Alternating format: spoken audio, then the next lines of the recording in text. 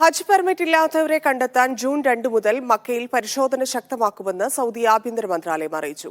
വ്യാജ ഹജ്ജ് വാഗ്ദാനങ്ങൾ നൽകിക്കൊണ്ടുള്ള പരസ്യങ്ങളിൽ വഞ്ചിതരാകരുതെന്ന് മന്ത്രാലയം അറിയിച്ചു. കർശനമായ നിയന്ത്രണങ്ങളും പരിശോധനകളുമാണ് ഇത്തവണ.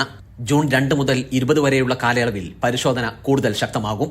മക്ക, ഹറം പരിസരം, ഹജ്ജ് കർമ്മങ്ങൾ നടക്കുന്ന പുണ്യസ്ഥലങ്ങൾ, റുസൈഫയിലെ ഹറമൈൻ റെയിൽവേ സ്റ്റേഷൻ, ചെക്ക് പോയിന്റുകൾ, സോർട്ടിംഗ് സെന്ററുകൾ, താൽക്കാലിക സുരക്ഷാ കേന്ദ്രങ്ങൾ എന്നിവിടങ്ങളിലേക്കെല്ലാം പ്രവേശിക്കാൻ ഹജ്ജ് പെർമിറ്റ് നിർബന്ധമാണ്. ഹജ്ജ് പെർമിറ്റില്ലാതെ ഹജ്ജ് ചെയ്യാൻ ശ്രമിച്ചാൽ 10,000 റിയാൽ പിഴ ചുമത്തുകയും വിദേശികളെ രാജ്യത്തേക്ക് തിരിച്ചു വരാനാകാത്ത വിധം നാടുകടത്തുകയും ചെയ്യും. കുറ്റം ആവർത്തിക്കുന്നവർക്ക് പിഴ ഇരട്ടിയാകും.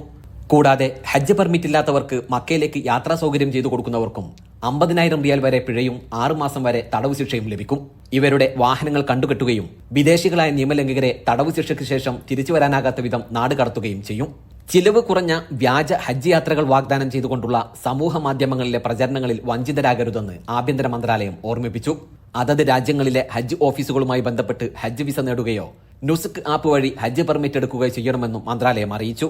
ഉംറ, സന്ദർശനം, ടൂറിസം, ട്രാൻസിറ്റ് തുടങ്ങിയ വിസകളിലെത്തുന്നവർക്ക് ഹജ്ജ് ചെയ്യാൻ അനുവാദമില്ല. ദുൽഖഅദ് 15 മുതൽ ദുൽഹിജ്ജ 15 വരെ ഉംറ പെർമിറ്റുകൾ അനുവദിക്കില്ലെന്നും ഈ കാലയളവിൽ സന്ദർശന വിസയിലുള്ളവർ മക്കയിലേക്ക് പ്രവേശിക്കാനോ അവിടെ താമസിക്കാനോ പാടില്ലെന്നും മന്ത്രാലയം ഓർമ്മിപ്പിച്ചു.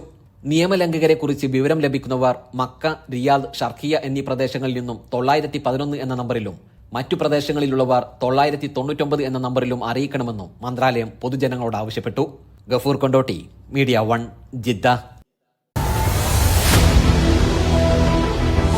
എണ്ണിപ്പറയും ഓരോ വോട്ടും. June 4 media 1-നൊപ്പം.